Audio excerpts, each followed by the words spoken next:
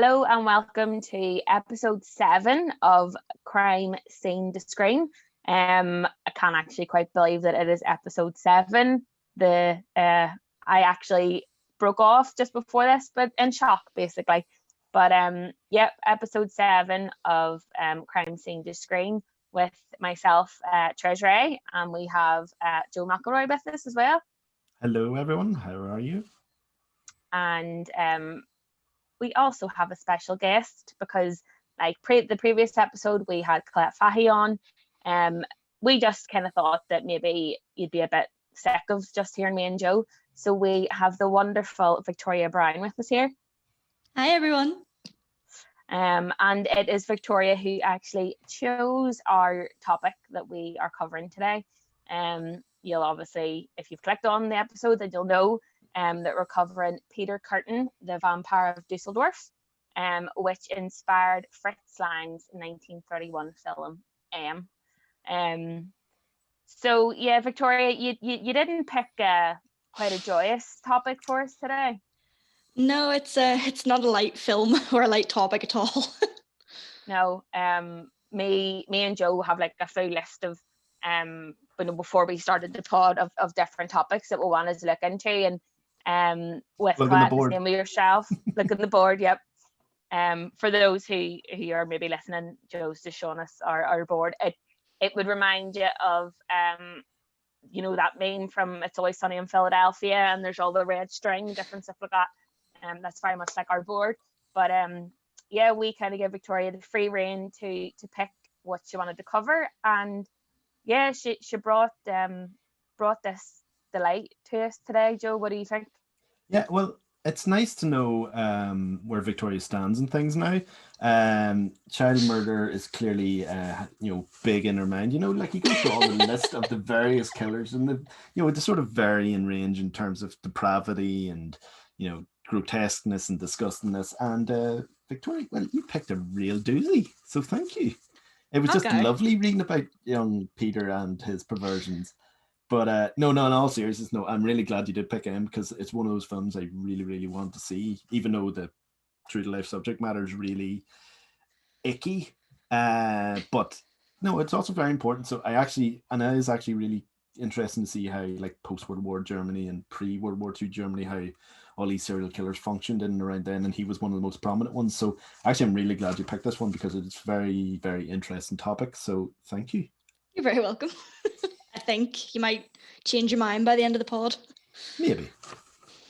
This is coming as well from, as Jim would say, our resident Disney queen. So I don't really know how she goes from dreaming about Rapunzel to say bestiality. Well, hang on. To be fair, Disney's based in grim fairy tales, so she was leaning on the dark side of things. Yeah. I think. We know deep down Victoria wanted to join me and my sleuth sister Joe for this episode, and why, before we get started, I feel very honoured in a way to say this, because some of my bigger podcasts that I listen to or people that I watch, like Bailey Sarian, this will be our first episode that we have a listener discretion. Ding ding ding ding ding ding. Beep, beep. Like doing like a beep. Because this, the topic that we're going to discuss is pretty disgusting. So listener discretion on this episode. If I suppose it involves the murder of children, rape, sexual assault, bestiality, cannibalism, and terrible pronunciations of names. So if you are offended of any of that, it's probably better just to turn off. And yeah, if you have no problem with that, then continue. Or even just skip to the film discussion. The film discussion would be more like yeah. I mean, I would say jump ahead about half an hour, about 30 minutes, and we can talk about, if you're a big, all you Fritz Lang fans out there, repping him from the 30s, the Fritzy boys. Just skip on. But I suppose the only way to get to the film as if we get started with the story. So I suppose without further ado, let's get into Peter Kürten, the vampire of Duesseldorf. And again, I will really apologize for the mispronunciation of everything that I will now say. I had to end up doing the whole syllables sounding out things, the same as I did with the episode of Heavenly Creatures. So hopefully I get it right. But here we go. So Peter Kürten was born on the 26th of May, 1883 in Mulheim in Cologne. And he was the eldest of 13 kids. 13 children his mum and dad had. Just let that sink in. But yeah, so he was the eldest of 13, 2 of whom died at a very early age. It's not really sure what his siblings died of, but I know it had quite a big effect on Peter and on his family as well. So while being one of 13, he was also born into extreme poverty and an extremely abusive home. Both of his parents were alcoholics, and they all shared a small one-bedroom apartment in the city. So you can only imagine 13 people crammed into one room, and you know, your parents not being great, you're really not setting yourself up for a great life, which is what you tend to see with, you know, the likes of a lot of majority of the time with serial killers or those that commit crime. But as we all know, it doesn't always happen. But Kürten's father was the main abuser, and he regularly beat his wife and his children while drunk. And there was also a lot of mental torture as well. He used to force the children to basically watch him and his wife have intercourse every night. And if they didn't watch it, they were basically beat up themselves. So it was a really torturous, vicious circle, that Peter grew up in. So his father then was arrested and jailed in 1897 after he was caught having repeatedly raped Kürten's sister, who was only 13 years old. Shortly after his arrest, Mrs. Kürten and the remaining children issued a separation notice, so effectively divorced him. Remarried a man called with the surname Kürten, and that's where Peter Kürten comes from. And they relocated to Duesseldorf with her new husband. So with that, Joe, do you want to crack on? Yeah, just a sort of few things. Even when Peter was younger himself, you know, prior to his father's arrest and that, you know, in 1888 he attempted to drown a playmate and I think it was 4 years later. There was another influential figure that came into his life. There was a local dog catcher he became friends with, and yeah, this is one of the things that, you know, we sort of had the warning for beforehand, because he, alongside him, Kürten would actively partake in torturing and killing animals, and it sort of opened the door to bestiality to him as well, and it was a very, very gruesome thing. So he was very much exposed to this sort of depraved way of being at a very, very young age. And then it was around the time he was 9 years old, which was shortly, it would have been about a year or so after he became friends with this dog catcher, that he claimed to have committed his first murder. He was on like this little raft with some schoolmates, and he pushed one of them off of it. And a second boy had jumped in to rescue him, but apparently Kürten had held the other boy down, and both of the boys drowned. But it was ruled as an accident by authorities, because they couldn't actually prove that Peter had held down the one child while the other child struggled and drowned. So there you go. At a very early age, this sort of idea of who Peter was to become, it was instilled in him, and that was sort of, you know, off the bat of his poor upbringing, which Therese had mentioned previously. So then, even into his teens, he had developed, you know, he further developed into a sexual deviant and a criminal.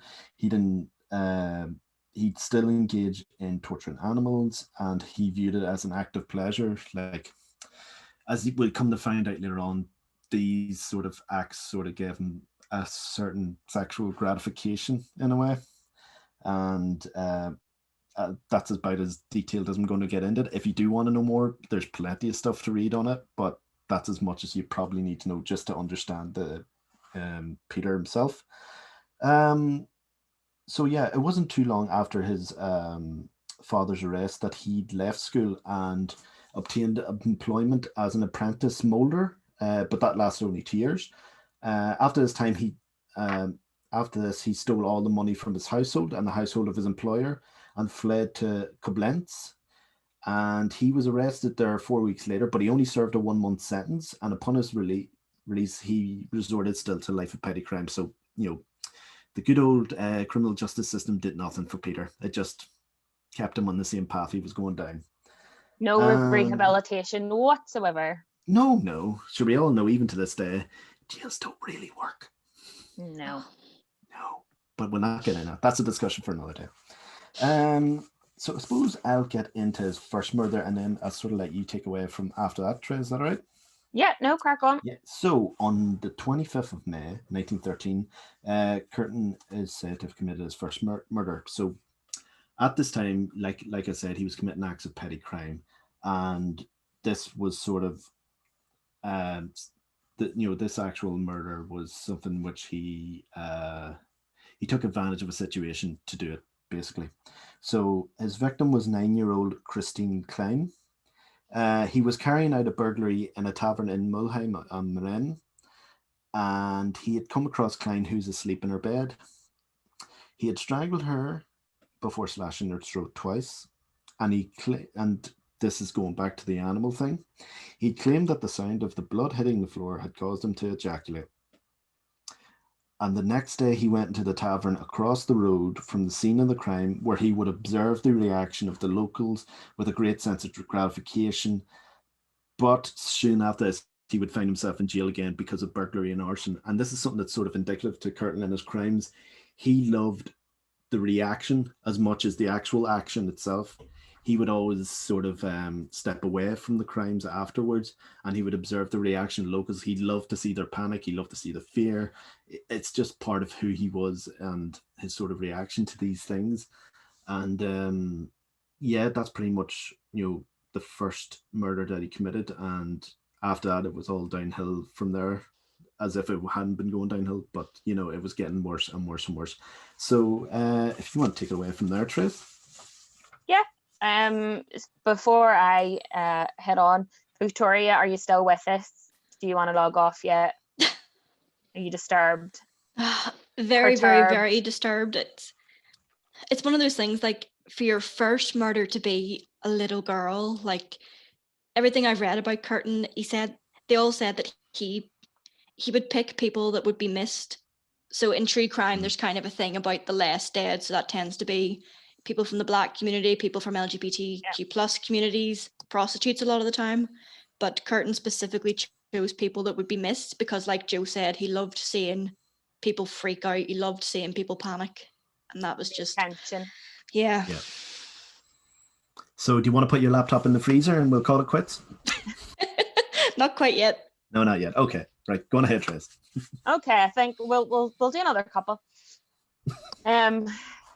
Why, just with like going back to your point about I suppose being part of the investigation, that is one of the things that at the time the term serial killer wasn't used, because a lot of people in the early days just couldn't fathom that one person could basically give so much destruction. But you do find it in studies later on that those real narcissistic sadists are the ones who get themselves involved in the crimes. Like John Wayne Gacy befriended the police. Ted Bundy did the same. It's like a known trait for those type of people with the mentality that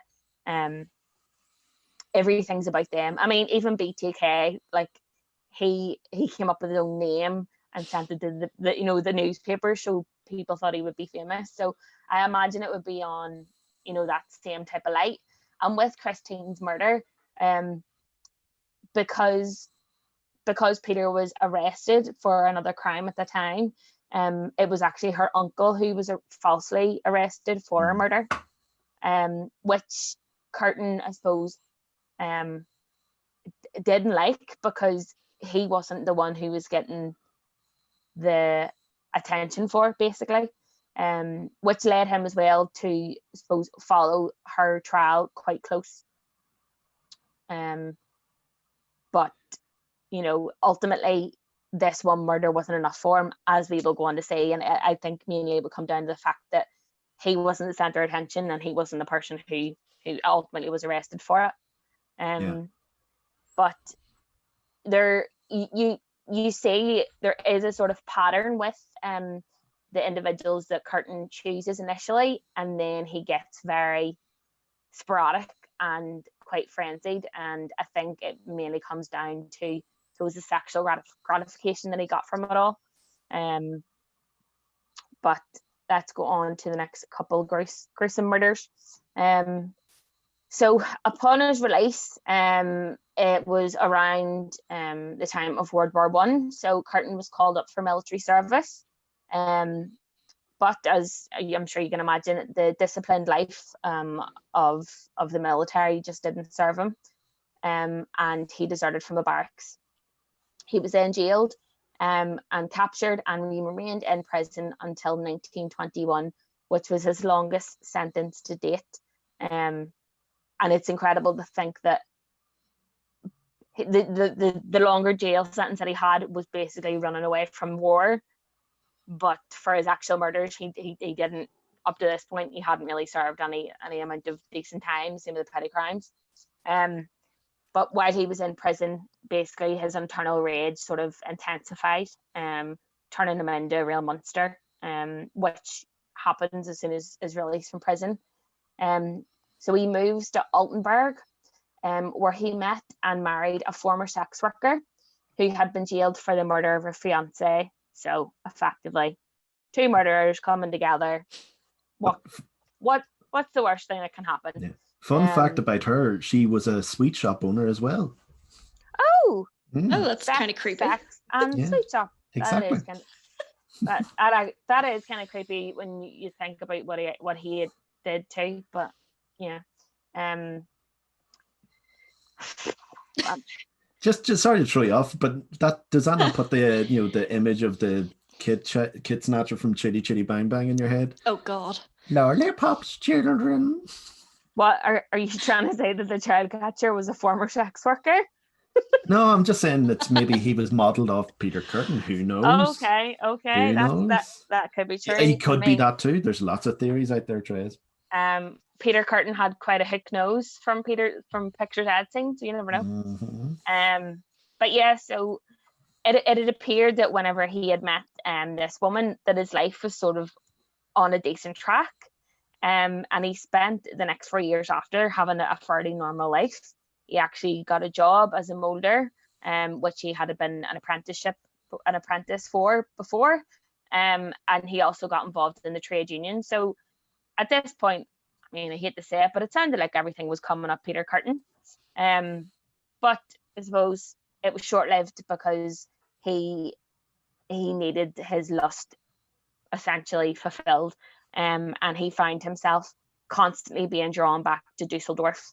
And it was about Duesseldorf, I suppose, with the history of his parents and of the abuse.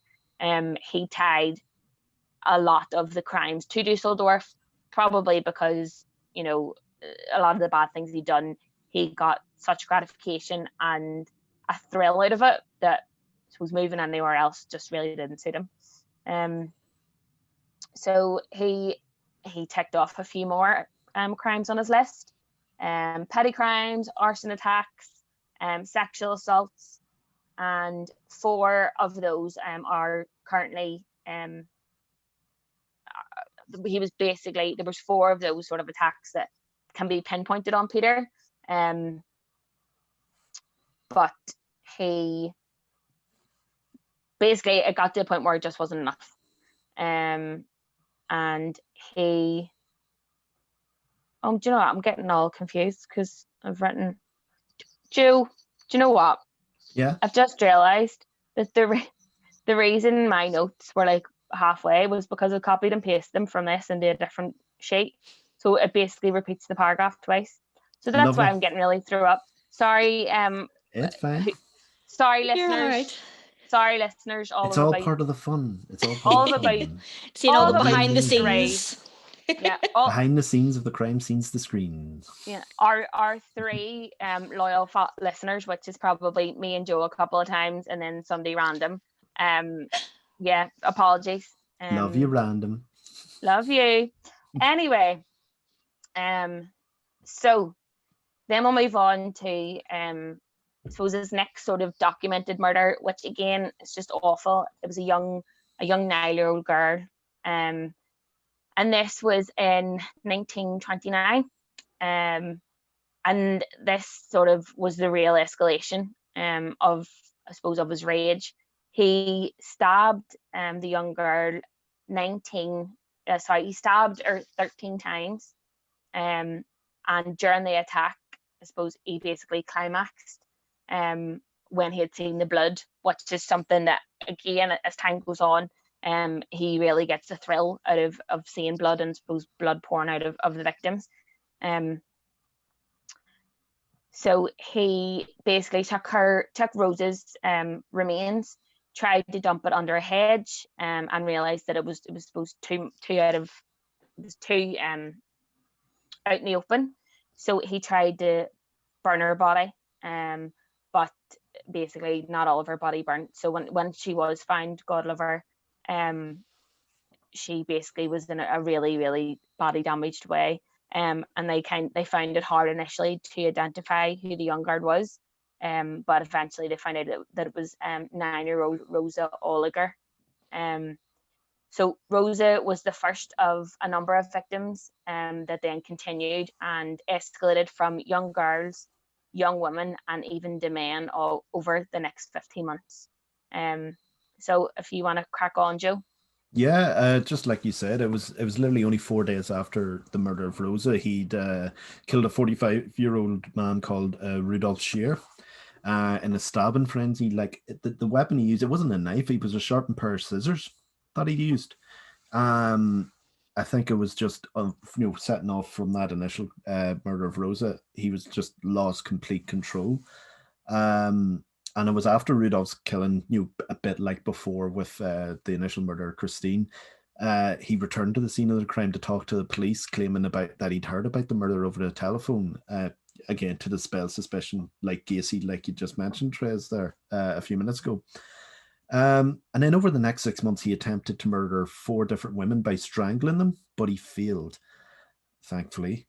And then on August the 11th, 1929, he met up with a young single woman called Maria Hahn, who he had initially met 3 days earlier in Duesseldorf's Neanderthal district. Sorry, there's a German just rolling off my tongue. Never mind. And after spending a few hours together, he lured her into a meadow where he had stabbed and strangled her to death. He buried her in a cornfield, which he would often return to, a bit like Bundy in that way, that he would kill his victims and often go back to the scenes of the crime and revisit it. And on one occasion, he had dug up her body with the intention of staging a mock crucifixion, but he had failed in his attempt. Again, just showing how sick and depraved he actually was. And then later in the month, I believe it was 10 days later, on the 21st, he carried out a spate of violent crimes. He randomly stabbed an 18-year-old girl, a 30-year-old man, 37-year-old woman in separate attacks, seriously injuring them. And the incidents put the police at Duesseldorf on high alert. It was then they realized, okay, these murders before, they're not just random acts. These are all connected now. And, it was through these attacks, they were like, okay, this is, as serious as things were before, they're much more serious now. However, despite their efforts, Kurt had managed to murder foster sisters Louise Lenzen, who was 14, and Gertrude Hamacher, who was 5, in an allotment bean patch. Again, his sort of method of murder was strangulation followed by stabbing. But yeah, just going back on the idea of there being no sort of serial killers, or the idea of a serial killer was sort of completely foreign to them, to the people of Germany at the time. That's why the police were sort of panicking, and they couldn't put a pin on this guy, because they were like, oh, what the hell's happening? Why are all these people being murdered randomly? But the thing is, Kürten wasn't even the only person, who was engaging in multiple murders around this time. It was a weird sort of place, Germany, at the time, because out of World War II, it's sort of, I think it was maybe due to social deprivation in that, because there were high rates of inflation, there was lots of poverty in that, so crime and opportunism within that sort of was on the rise. And then it actually led to the main investigator of this crime, Ernest Gannat, coining the term Syrian murder in order to describe it. So this is something that's brand new to law enforcement at the time. So they're like, we've no idea what the hell's going on. There's this madman who's randomly like stabbing and strangling young women and men, and there's no real sort of motive to it at all. But yeah, I'll let you maybe continue there, Therese, if you know where to sort of pick up from where I left off. I'd just gone over them two young ladies who were unfortunately killed by Peter in August 1929. Yeah, so with my notes, I sort of listed these out in respect, I suppose, for the victims, but also because there was so much in such a short time that he actually did. So after the two foster sisters, he then jumped to a 40-year-old woman. So this is when I suppose everything more or less got quite frenzied, and he wasn't particular on who he attacked. As Victoria said, it was mainly people that were missed and that would have had a real occasion, I suppose, about their murder and about their death. So he could just put himself into the investigation and ultimately, I suppose, in his small-minded state, make it about him. But yeah, the next few, there was 40-year-old Gertrude Schultz, who actually survived her attack, and she was able to give a description of Kürten to the police. But unfortunately, at the time, there wasn't really any sort of distinguishing features between him and many other of the men in Germany. So it was good that they had the description of him, but they found it quite hard to whittle it down to who it actually was. He didn't really have very much distinguishing features. He then raped and murdered Ida Reuter. After that, it was Elizabeth Dorier, who he battered to death, which again was slightly out of his normal motive. As Joe said, he was fond of strangulation and stabbing, but this was a real sort of angry attack, as you would normally find most people who are murdered by, I suppose, being bludgeoned or battered to death. It comes with a lot of strength and adrenaline. So this was a really angry murder. And then he returned to a young girl who was only 5. Her name was Gertrude Alberman. She was stabbed multiple times and was left in a rubble pile, apparently quite out in the open. And it was in the daylight as well. So he basically effectively left her body quite exposed.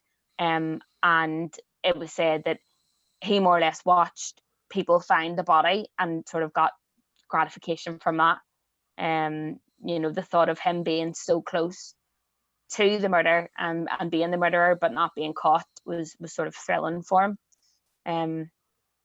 So at the time, the press coverage was quite sensational about the attacks. You would imagine it would be much like your Sun or your Daily Star of the day, with terrible headlines.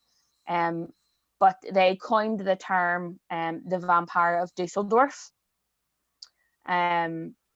because investigators had basically seen that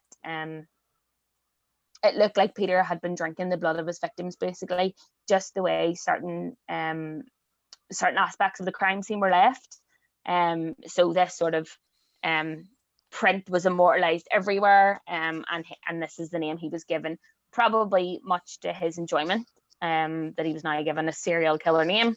But it was, you know, he was being featured in the press. He had his sort of serial killer name, and it was probably at that time, again, as I said, quite thrilling to him. So you could only imagine how much he enjoyed it.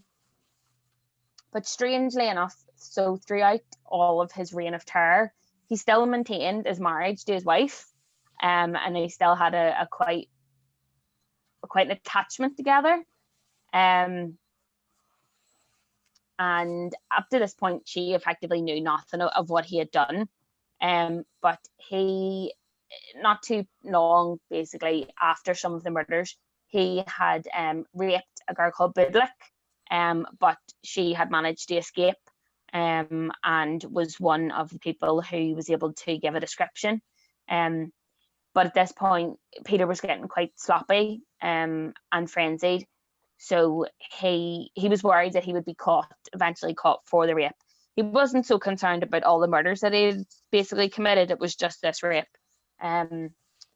So essentially, for the fondness of his wife, he came up with a plan to make sure that she was going to be sorted financially after he was arrested, which is just awful. It's awful good of him as a husband. So he basically confessed to her that he was the Duesseldorf vampire. He detailed all of the killings and all of the attacks, and he insisted that if she was to turn him in, she'd be paid a large reward, because at the time there was a warrant out for his arrest, and with the warrant came monetary value. So initially she was quite reluctant, and I suppose didn't want to out her husband effectively.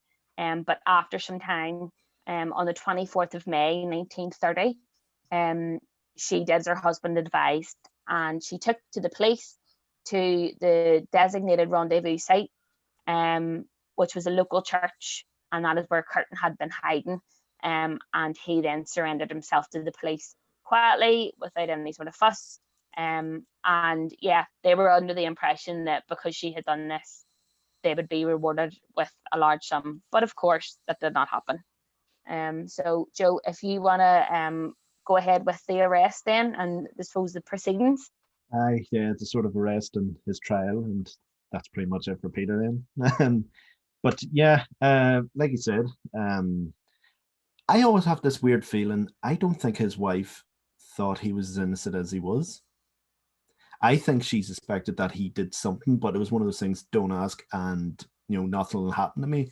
Because it was reported a number of times he would come home with blood all over him, and she would she not kind of go, Peter, you're not a butcher, so what's with all the blood? But anyway, that's just sort of a theory I had. I don't know if it's ever been proven or anything like that.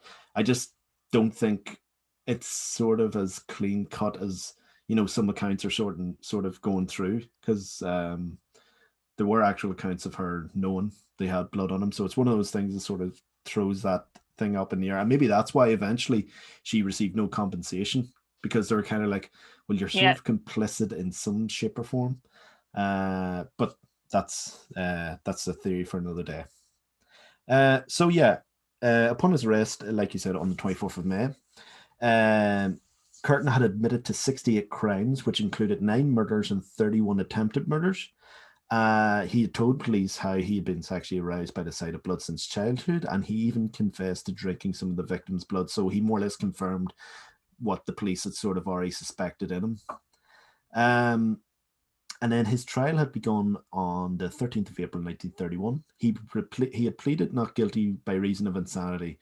So that started a very original trend, didn't it? As you can see through the history of true crimes, like, oh, I murdered all these people knowingly because I was insane, which is a load of crap half the time. Not to put down people's mental health, obviously, but, when you look at some of these other cases and you go, you are in full awareness and control of what you're doing, so don't try and use that plea. But anyway, he pleaded not guilty by reason of insanity, And to counteract Kürten's insanity defense, the prosecution had introduced 5 of the most eminent doctors and psychiatrists in Germany to testify at the trial. And each had testified that Kürten was legally sane and had been in perfect control of his actions and impulses at all times. They stated his crimes were premeditated and acts of sadism to which he had control over to fulfill his perverted sexual desires. And on the 22nd of April, 1931, Kürten was found guilty and sentenced to death on 9 counts of murder. And he was said to have been emotionless as the sentence was passed. And now we reach Kürten's for Kürten, as on 6 o'clock of the 6 a.m. on 2nd of July 1931, Peter Kürten was executed by Karl Gropler with a guillotine in the grounds of Klingplutz prison in Cologne. And shortly before his head was placed on the guillotine, Kürten had asked the question, "Tell me, after my head is chopped off, will I still be able to hear, at least for a moment, the sound of my blood gushing from the stump to my neck? That would be the pleasure to end all pleasures." And when asked whether he had any words to say afterwards, Kürten simply smiled and replied no before the guillotine was dropped on him. Now, to this day, you can actually see Kürten's head. I found out just in researching afterwards, because shortly after his execution, his head was vivisected and his brain was studied just to sort of, try and get an idea of, why would somebody commit these acts of crime and why would someone be so depraved. And I think it's on display in I think it's Ripley's Believe It or Not sort of museum. I think it's in Wisconsin. I forgot to write down where it was, but yes, you can see Peter Kürten's vivisected head. And even if you Google it, you can see it there. And it's just as ugly in death as it was in life. So yeah, that's pretty much Peter Kürten, the scumbag from Duesseldorf, as I call him, because he doesn't deserve his sensationalized press title. He's just... Yeah. No, he does not. Yeah. But anyway, that's him. Curtains for Kürten, as you said. Uh-huh. I just want to basically reference my sources, Good. just because I suppose as time goes on, me and Joe can't continue to pretend that we have written this all ourselves, because we most definitely did not. So my sources, I used an article from biography.com that was written by their researching team, and that is just basically crime figure Peter Kürten. I also used a Britannica article that was written by John Philip Jenkins, and then also referenced a book which Joe had recommended to me, written by Lee Mellor, and it is called Behind the Horror: True Stories That Inspired Horror Movies. There's also numerous podcasts. Victoria mentioned last podcast on the left, and Bailey Sarian covers it on her YouTube. And I'm almost sure Morbid cover it as well. Just if you want to hear any more great detail about this horrible man, you probably don't, but if you did, there is other platforms out there. Mm-hmm. Yeah, pretty much. Yes, I use the same sources more or less as yourself, Therese. Maybe just beefed it up a little bit in certain places through different YouTube videos and that there, which I created a playlist for. So we're going to try and get that link attached as well. Again, if you want more details. There's a great video on it from a guy who's a psychologist. He sort of covers some murders. I think he covered the crime when we did Heavenly Creatures. So yes, I will try and get the link attached to either the video version of this that comes out or the actual pod itself. So do you want to move on into the film? But maybe before that, can we just ask Victoria, what do you think of the crime? What do you think, LPD? Just noticed a weird detail. At the time of recording, it's the 30th of June 2021, and he was executed nearly 90 years ago to the date, because it was the 2nd of July 1931. Oh, So we'll have to get Jim to put the pod out that day. Oh God. Or maybe not. No, because it'll be a celebration of him, and he didn't. No, he would have loved that. I know. Watching from the flames of hell, going, "Oh, look at them enjoyed the pod." Happy anniversary, Peter Kürten. Happy execution day, Peter. Happy death day, Peter. Happy Kürten. to know you're dead, Pete. Yep, yeah. I like out of all the serial killers that that we've ever talked about personally, out of all the ones I've ever read about or listened to episodes or watched videos about, he's in the top 5. Like, some of the stuff that he did was just like, you don't want to talk about it. Like, it's enough just to say he did A, B, and C, but going into the details, he's an absolutely horrendous human being. And we went fairly soft. Like, if we wanted to go in more detail, we could. Yeah. And there are more sources out there if you want to get into the real nitty gritty. But we tried to be as tame as possible, even though we do have like a little trigger warning at the start. It's only because, it's not the kind of thing we want to talk about in a Wednesday evening. And that book that you recommended, Joe, as well, it's really good. It not only covers this story and Fritz Lang's but it also covers the murders of 10 Rillington Place with John Christie and the movies that inspired that, Ed Gein and the movies inspired that, Psycho, Leopold and Loeb, like quite a lot of I suppose big hitters, as you would say. And it's written quite quite smart, and in a sort of plain and dumbed down way. Not that the writing's dumb, but it's very accessible. It's very accessible for anyone, both fan of, say, the films that he covers and the murders as well. So if anybody is interested in general in true crime movies, upon Joe's recommendation, it's a really good book. But I suppose while we are talking about Fritz Lang's it's probably best that we move on to the film. Normally at this stage we would I suppose cut in a piece of audio from the movie. If you haven't watched it, it's basically in German. So yeah, I think we'll leave that out for the minute. Yeah, it's a bit like Memories of Murder. We couldn't really do that either because it was a Korean film. And I suppose it wouldn't really transition well onto the pod. But Victoria, I suppose, do you want to introduce the film I suppose ultimately it was your choice? Well, Fritz Lang's it was produced the same year Peter Kürten was killed, 1931. It only took about, I think it was 6 weeks, took him to film, which in filmmaking terms is not a lot of time at all. It follows I'm not sure if they list a specific town, but it's about a child murderer in an urban situation, and there's no one protagonist. A lot of it is very focused on the individuals in this city and how they come together as a mob to try and track down this killer, because the people feel the police aren't doing enough, and the criminal underworld of the city kind of steps in, not because they actually care what the murderer is doing, but because he's an inconvenience to them, which is an interesting take way to look at it. Yeah, interesting but realistic. It's like, it's affecting our money, all these like clubs being raided because the police are doing searches for this but they can't find them, and so pretty much. Yeah.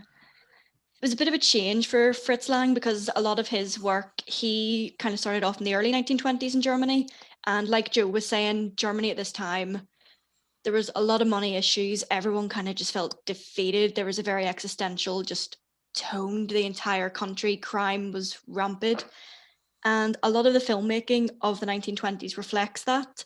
In terms of budget, they didn't have a lot of money for sets. They would like paint cheap bits of cardboard, but they ended up kind of, you could tell they were cardboard, but the directors didn't mind. So it gave their films this weird kind of gothic, fantastical kind of look to them. And Fritz Lang's probably best known for doing Metropolis, which is like a really epic 3-hour-long sci-fi film. So this was quite a change for him. It has some of the elements of German Expressionism, so it's very dark. It has a psychologically like set story. But if anything, it's probably more of a precursor to film noir, which is very existential, very like cynical hero kind of thing. And like as far as my research can tell me, it was probably Fritz Lang's favorite film of his own because of the amount of social criticism in it. Like Fritz Lang was very, very against the Nazis, as a lot of Germans actually were. I don't think people kind of acknowledge that. Like, it's kind of like Trump, like Germany's political landscape is not a reflection of all the people. Mm-hmm. And as far as I'm aware, once M was finished, Joseph Goebbels actually kind of told Fritz Lang either be our propaganda filmmaker or leave. So Fritz Lang agreed and then fled to Paris that night. And I don't think he returned to Germany for a long time after that. No, because he was Jewish himself as well. Mhm. That was another thing. So all this anti-Semitic nonsense that they were spewing out constantly didn't help matters for him either. Yeah, it was the same actually for the star of the film, Peter Lorre. He actually fled Germany just before because he was Jewish as well, and he sort of seen the writing on the wall when the Nazis sort of took power, and so on and so forth. And the rest is history, as we know, unfortunately. But yeah, why specifically why did you pick it, Victoria? You know, what drew you to it?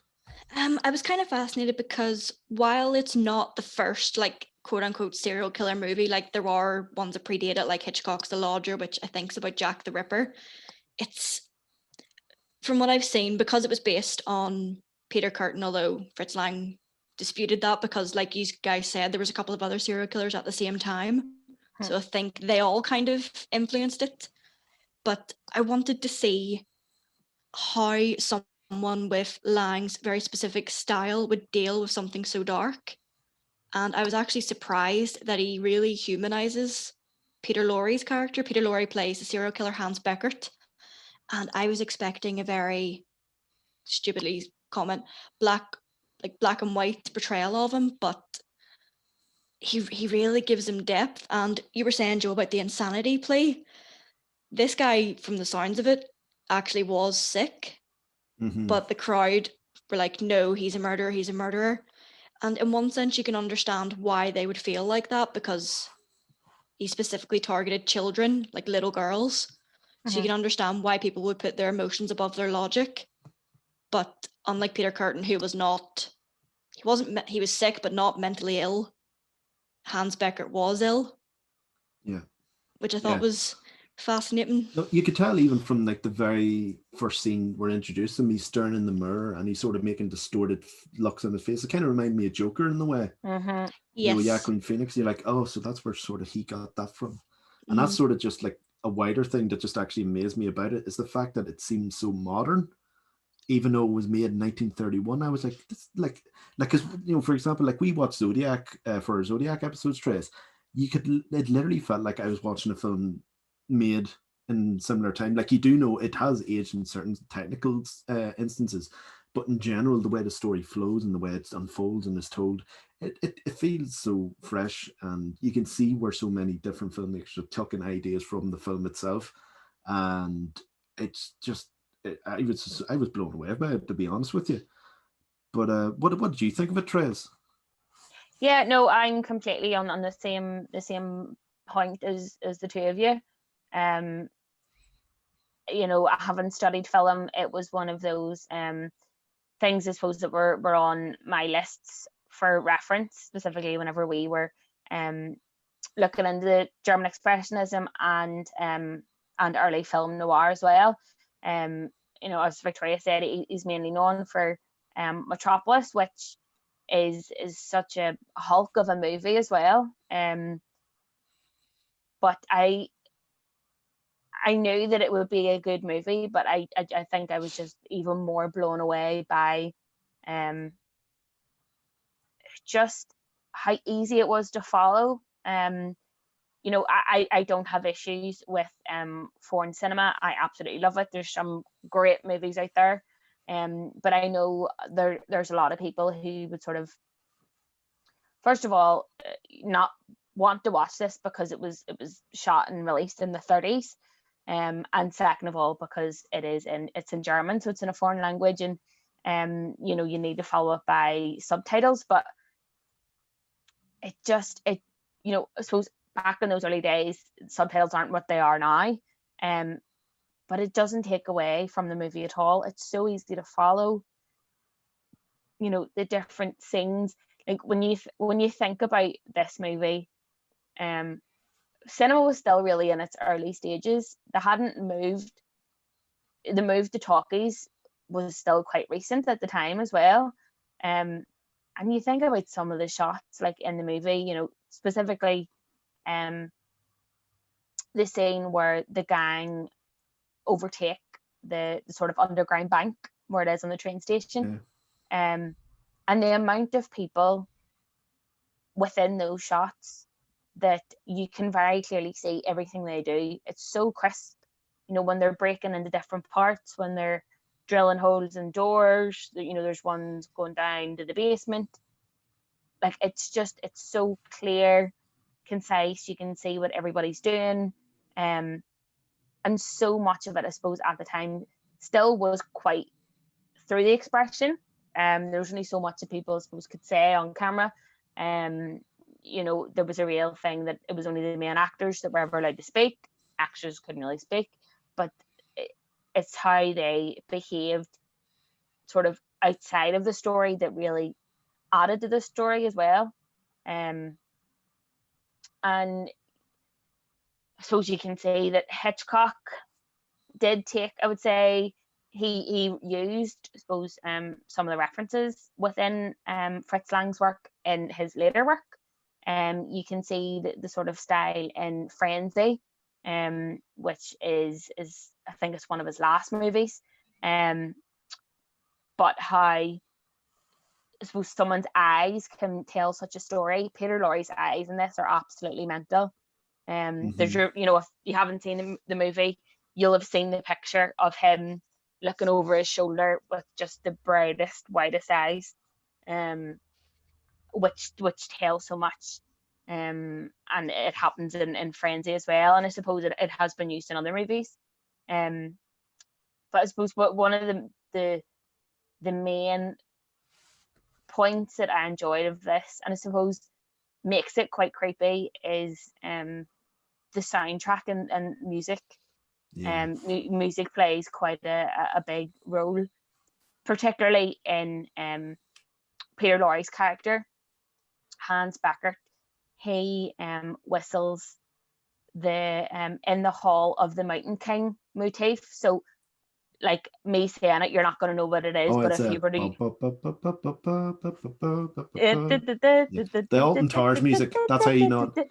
Yeah, so he basically whistles the Alton Towers music, which, you know, to us, as you said, Joe, Alton Towers is an exciting place. You know, it's something that I associate fun place for the family. Yeah, I associate it with a good thing. And then when I heard this in the film, I was like, going forward, that's all I'm going to think about is Peter Lorre basically going to... This was the song that he whistled as he was approaching a child, and is ultimately one of the things that get him captured at the end. But just that use of that one strong whistle the whole way through can say a lot. It says a lot about Peter Lorre, says a lot about his actions. And I suppose if we're taking it back to Peter Kürten, it was maybe one of the tics that he sort of brought on when he was ready to kill somebody. You know, with his Peter Kürten's fascination of blood, and I suppose the sexual gratification, I suppose, of seeing people in compromising situations. This, in a sense, was Peter Lorre's way of knowing, right, you know, I'm in this mind frame, I'm ready to do something bad, basically. And it always is, as soon as he whistles that song, he basically murders a child. So I will forever now, going forward, not think of that as the Alton Towers song, and think of it as a death whistle. Yeah. You know what actually reminds me of that, the actual use of that music? And a guy pointed out in one of them YouTube videos I was looking at, it sort of is in the way that he uses that whistle, it's a bit like, you know, the Jaws theme for the shark. You know that this predator is coming forward, and he's about to do something horrendous to the poor unsuspecting victim. And for me, like, the actual opening of the film is near perfect. It's like it begins with the children playing in the street, and they're doing like you know, they're playing a game talking about this killer who's already killed a few children. And there's a mother upstairs in the room, she's waiting for a child to come home from school. She sets the table, the clock rings, the cuckoo clock rings to indicate the child's on her way home. So you see the child, she's walking down the street, and she bumps into Beckert, who offers her a balloon and sweets. And the mother's sitting there, she's waiting, she's worried. Other children come home, and she's like, oh, where's my child? And then all the while the child had this ball. It's like sort of a symbol of innocence anyway. It's playing with it, and that's how Beckett introduced himself. It was like, oh, that's a nice wee ball you have. And then the whole scene ends with what's happened without any sort of graphic image or anything like that, or even a scream, nothing. It's just a simple image of the ball rolling away and the balloon caught in power lines, and that's it. I thought that was just fantastic. It tells you everything you need to know. It gives you genuine chills over knowing what the hell's happened, and it just sets up the whole film perfectly. And then, sort of alluding to what you were saying, Victoria, I love the dynamics between not only the police but the crime syndicates and how they sort of bumped off of each other. And it does mention as well, like when Beckett is eventually caught and he's in front of like the kangaroo court with the crime syndicate, he is asked, why are you doing this? And he's like, I'm compelled to do it.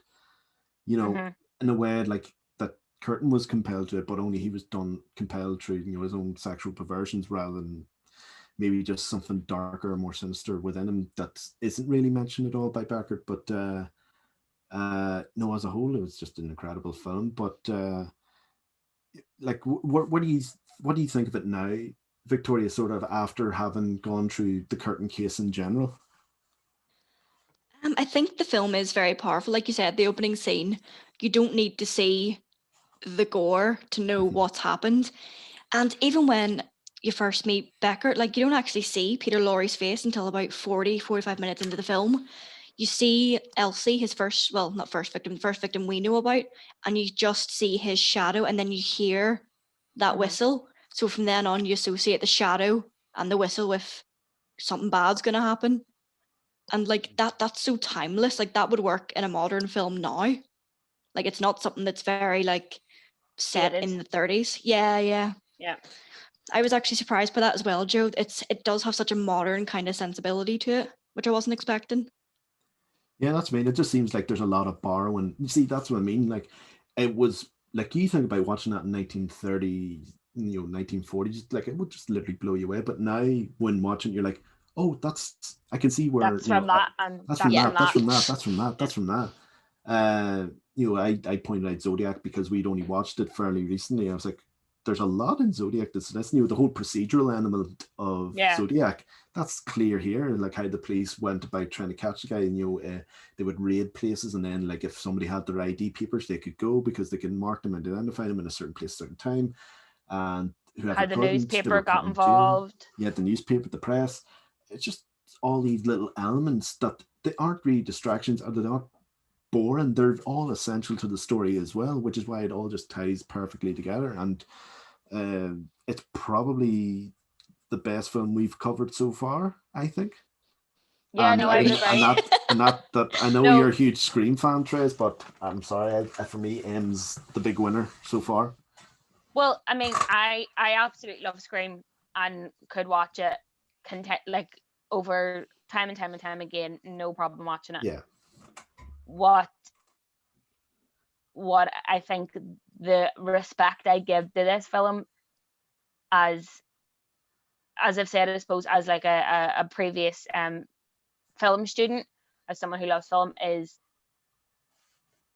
I was just so I was so impressed. I wasn't going to go into it and say that I wasn't going to be impressed, or that I was going to be disinterested or anything, because there would have been a point in time that I wouldn't have had time for foreign language movies or anything, I suppose, that you kind of had to think about.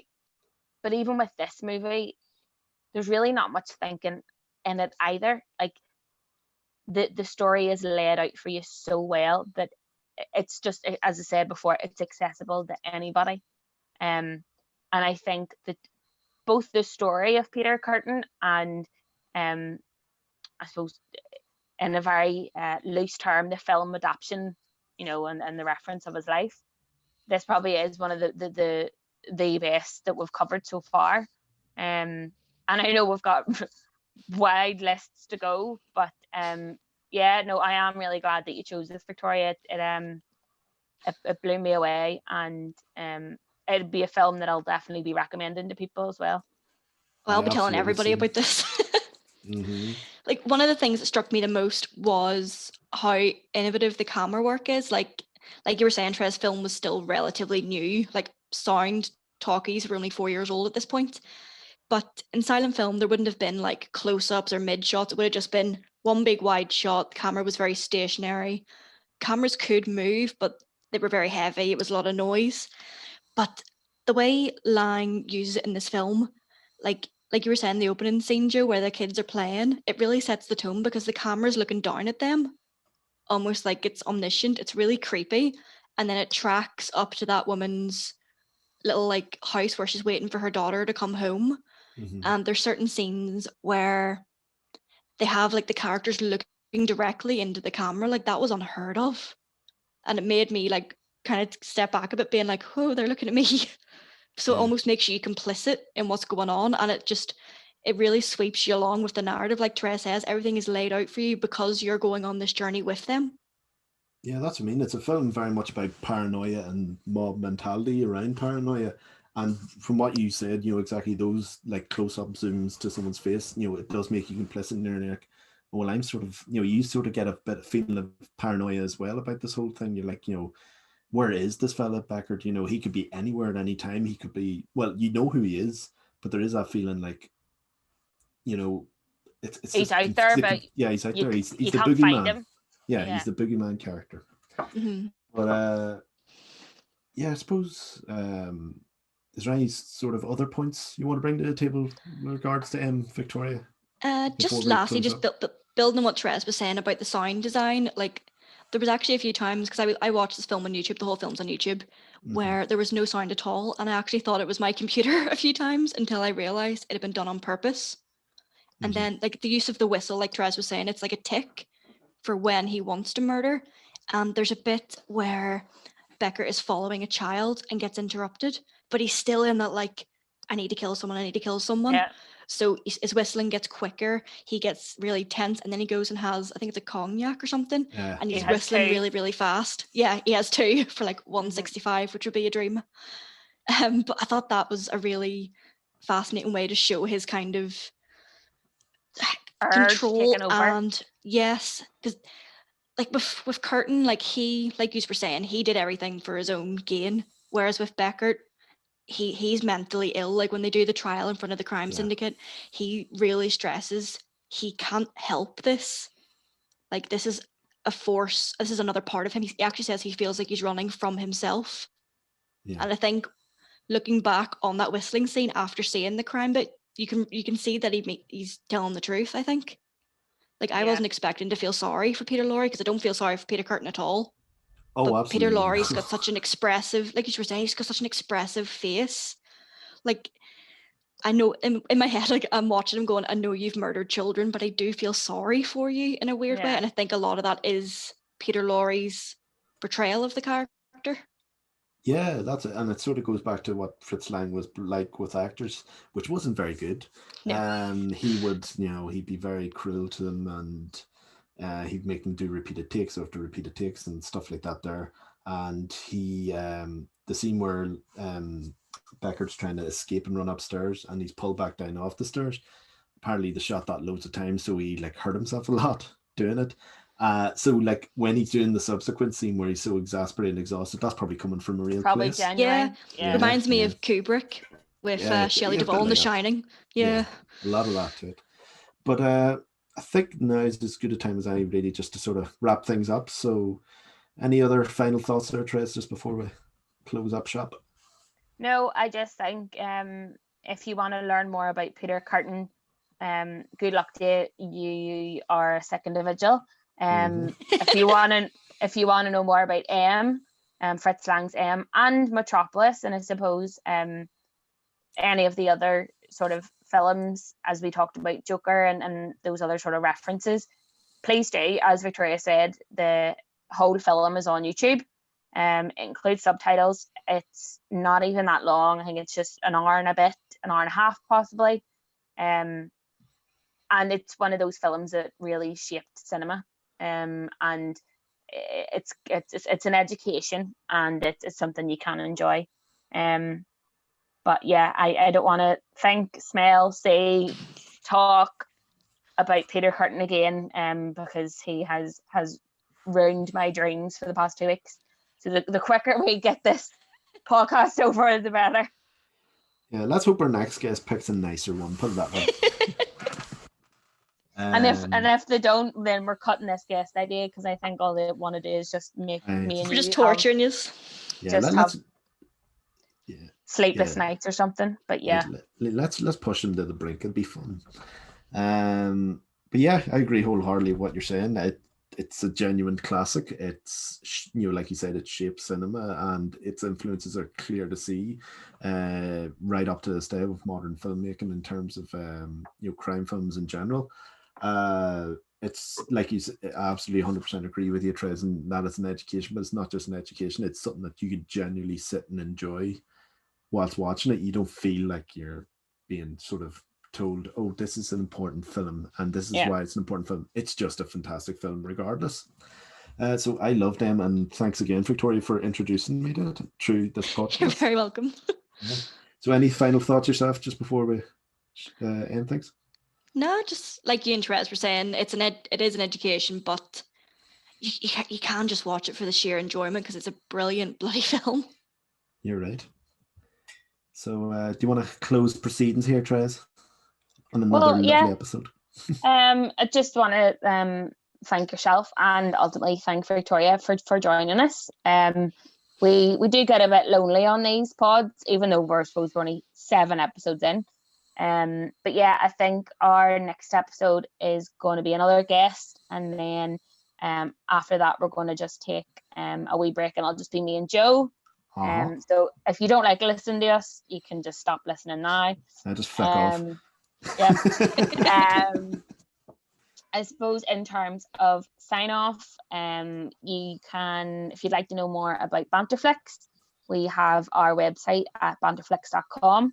We're across all social medias, Facebook, Instagram, Twitter. It's all at BanterFlix. And we do have other pods on the network as well. I know that there will be some changes in the future. We're possibly looking to branch out some of the pods as standalone, so keep an eye out for that. There's a chance that it'll be Victoria's pod about her Disney movies. We also have a cosplay, I suppose, break off podcast. We have a music themed podcast, which is sort of coined by Darren Vincent, and then we also have the main pod, which I believe is going to go back to the sort of more rambly, chatty idea which we did in the early days. So there is plenty coming up on the network. If there's any sort of ideas of what people would like to listen to as well, please feel free to, I suppose, comment on the Facebook, Instagram, Twitter, any sort of the socials. And I think with things opening again, specifically with MVTV opened again, the TV show will be back at some point in the future. So if you're looking forward to that, keep an eye on our socials and on MVTV. But other than that, just want to say thanks for joining us, Joe. Yes, and thanks again, Therese, for another whirlwind journey into the world of true crime. Yeah, and thank you, Victoria, as well. Thank you so much for having me. No problem. And I suppose one of the main points is don't go drinking other people's blood. No, or be a pervert. Don't be a pervert. Please don't. Yeah. Either both of those. I was going to say either one of those, but both of those. Just don't be any of that. Yeah. No kink shaming, but just maybe not do it in public. Yeah. Well, thanks again for joining us, and we'll speak to you all soon. Bye. Bye. Bye.